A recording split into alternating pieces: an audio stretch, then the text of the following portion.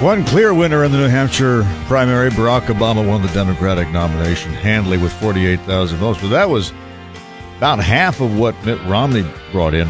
Romney won with 96,814 votes.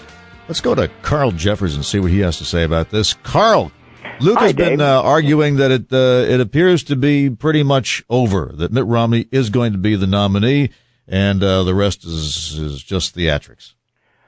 Well, Dave, I had for some time thought that Mitt Romney was going to be the nominee, but that was still questionable, and there were doubts. My only absolute certainty, which hasn't changed at all, was that he, of all the Republican candidates, had the only chance to defeat Barack Obama in the fall election, and that still holds true. I still believe that not a single other candidate there would actually have a chance to beat Barack Obama. And even if Mitt Romney does get the nomination, which appears much more likely today, but again was fairly likely even before today, it's still going to be an uphill battle because the president's numbers are beginning to get better for him, meaning in the economy and foreign policy, all these things that could converge in a positive way. They're projecting he'll create, or there will be 1.6 million jobs created between now and November, which is about the number that have been lost during his 3 years. So,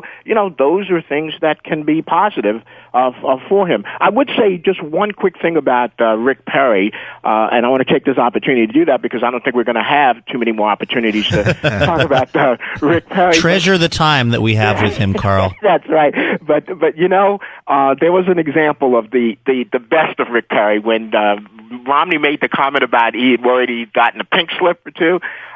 Rick Perry made the response that, I don't doubt that he was worried about getting pink slips. The problem was what he was worried about was not having enough of them to pass out. and that was the Rick Perry, by the way, that won elections for 14 years straight without ever being defeated. Yeah, he seemed to come back in that Saturday debate. Exactly. He had come back. He had rehearsed his line about the three agencies he was going to cut. He did. He looked a lot better. It's just that it's too late for him now. It's too late. But that was. But everybody was kind of wondering, well, what exactly was it that got everybody so excited? But that kind of retort, very sharp, very witty, almost a Northeast establishment kind of Saturday Night Live type response, that was what people were using on him. But for 12, 15 years, he was the one that was throwing out those lines, and he was getting positive response. So, Carl, why don't the Republicans just coalesce behind Mitt Romney and drop the slash and burn campaign that is about to be unleashed on him in South Carolina? Well, you know what, Dave? It's interesting you put it that way because I actually think that part of the reason why he was able to win by as high a margin as had been predicted weeks ago, but not recently, because of what had happened, was precisely because that's what's happening. In other words, the results of Iowa sent everybody to New Hampshire figuring that, of course, Newt Gingrich and Ron Paul, everyone was going to unleash against Romney in New Hampshire.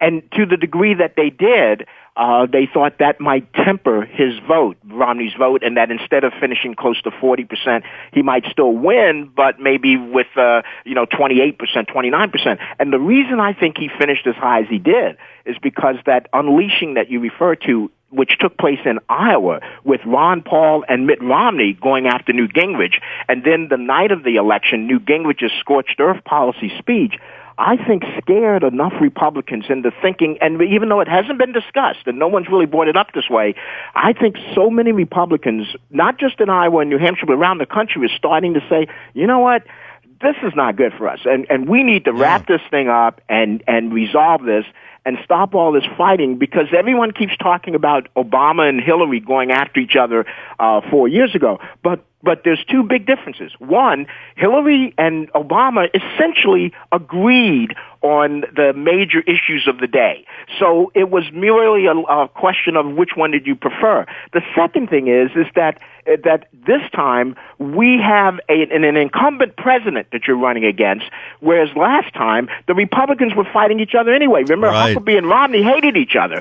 And so that sort of washed it out, canceled it out. But when you've got an incumbent president sitting there with essentially a rose garden approach and with no challengers, even with a tough economy, which is very, very unusual, and I say, by the way, is a benefit of race in the campaign, and that can be a discussion for another day. Benefit of race in the campaign. Absolutely. If Barack Obama had not been an African American in the White House, there would have been a challenger in the primaries on the Democratic side. And because they know that with minorities lined up behind him, a challenge on the Democratic side could not go anywhere and would come into play. Who would have challenged him? Who would have challenged him? Well, actually, John Huntsman should have been over on the Democratic side challenging him. But I don't know who would have, Dave, but somebody would have. There would have been somebody like an Anthony Weiner type. Obviously, he's not available, but somebody of that's that one way to put it. Yeah, that's generous.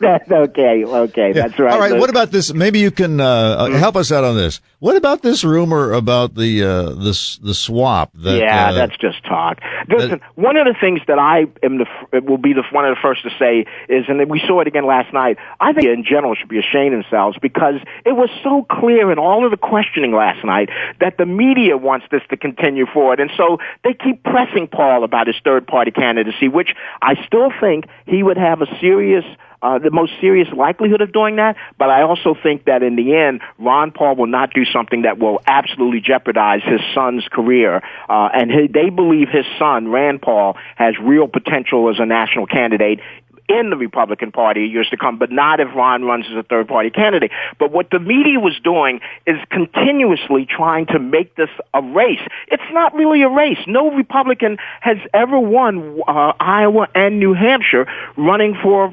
president, and Romney's done both, and he's leading by 13, 14 points in South Carolina, Dave and Luke. So, I mean, it's not really a race, but the media is doing that, and to that degree, I think that you see that same kind of thing with regard to Hillary swapping with what our folks know with Joe Biden, which neither one of them wants to do, by the way. Okay, so that you dismiss that. I do. Luke was speculating on who might be Romney's vice president, and he brought up the name of Nikki Haley, who I met in New Hampshire and was very impressed with her. She, I'm not quite sure I understand why it is she finally came around to his side, even though she hates his health care plan. But she's certainly well spoken. She's sharp. She's energetic, and she's female. Do you see any? And of course, she's from the South. Do you see any chance of that happening? I could see if John McCain could pick Sarah Palin, I think that Romney could pick Nikki Haley. But I think the reasons, however, leave out one thing. You raised all the positives. The Republican Party or the candidate would have to make this choice in the VP selection this year. Do I pick someone who brings to, in terms of enthusiasm and excitement, brings to my support and campaign people who are otherwise not that excited about me, i.e., if it's Romney, true conservatives and Christian evangelicals and so forth, although right now he's polling well among them in the Republican Party in South Carolina, or and at the expense, by the way, of experience and someone who really can match up with Joe Biden. And if I do that, by the way, I think that, and Luke, you might want to think about this, I think if that's the decision I make as the Republican candidate, then Marco Rubio probably has an even greater edge than Nikki Haley. Or do I decide that I'm going to get a vice presidential candidate who, when they stand up on the stage with Joe Biden, really has the gravitas and the experience that I can say I've made the kind of decision that shows you that I understand what governance is about, and you bring somebody up there who clearly would have that kind of potential and who could be a really effective campaign. The funny thing is that if he's going to stay as a Republican, John Huntsman is a very effective candidate. Now, I agree, because I know what you're going to say. They're both Mormons, and so consequently that's not going to happen. It's like Barack Obama, picking an African American for his VP candidate. I mean, just some things which we can speak openly about are just not ready to happen yet in this country, maybe in Europe. but they're not happening here. And that's another one of them. Huntsman would not be, but if it weren't for that, Huntsman would be an effective candidate, because Huntsman has really been impressive in terms of his ability to articulate, to formulate policy discussion, to speak in a manner, and to look good. And his family looks great, and he's a billionaire, by the way, and people don't talk about that much. I mean, he's got a lot of success behind him in the same way that Romney I think his does. dad's company was involved in the design or the fabrication of the box that Big Macs come in. Yeah, I believe so. Okay, yeah. I mean, so I mean, there's a good buck in that right away. Well, Carl, I think you're absolutely spot on when you say the group of people most rooting for this campaign to continue and be interesting are the media. Yeah. And as people who work in the media, can you give us anything? What might happen in South Carolina? What might happen after that? Where's the Tebow element of randomness in all of this that might? What could happen that would be surprising, that would give us something to watch for? Well, I think I'm glad you brought up the Tebow element of randomness, because the Tebow element of randomness ends this weekend. I know. I'm taking New England and the points. When you're looking at what he's going up against. So, and I think that happens soon. If Romney wins South Carolina, then it really is over. But it's only over substantively. It's not over technically, because the way the primaries are set up this year for the Republicans, it is impossible mathematically to get enough delegates to cinch the nomination prior to March and Super Tuesday. So even if it ends in terms of symbolism just a week from today with South Carolina, they still have to go on. And by the way, Romney has a professional presidential-like campaign staff in place. His group is already working 2 primaries ahead of everybody else. He just completed a $4 million purchase ad buy in Florida, where everybody else is focusing on how much are they going to spend next week in South Carolina. I mean, so Romney is clearly positioned to inherit the mantle, even though he's going to have to keep at it. And it's ironic that everybody keeps talking about how, well, he's not the one. I can beat him, and I can beat Obama, and they all wind up in single digits. Santorum. But the thing you have to look at, though, is they are all dividing the same vote. I looked at that breakdown last night, and I thought, let's suppose there was only one of those candidates in there head-to-head with Romney.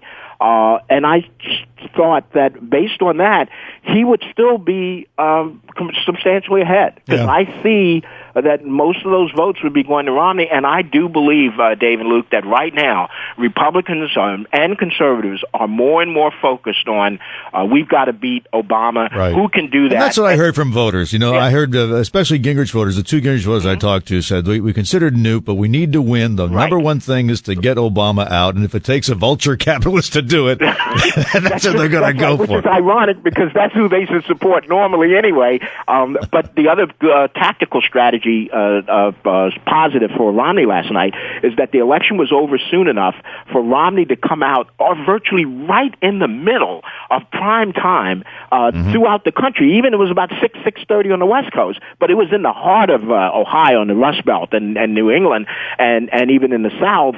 And he knew that. They deliberately had him out there as early as possible, and he gave a speech that could almost have been his acceptance speech at the convention. He didn't mention, except for that one comment about desperate Republicans, and there's still debate about what that really did, either for or against him. But outside of that, everything else he did was to talk about of course. Obama. Right. Die is cast. All right, Carl, always good to talk with you. Thanks again. My pleasure. Welcome back, guys. And are you going to South Carolina, or are you? No, sadly. Okay.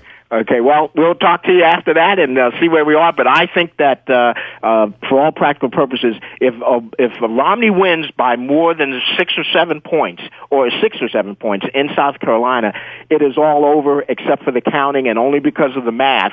He can't add up until Super Tuesday the delegates that he needs, but it's effectively over, and that's what you'll be looking at, I think, next week. Political commentator Carl Jeffers, 948 Ross and Burbank.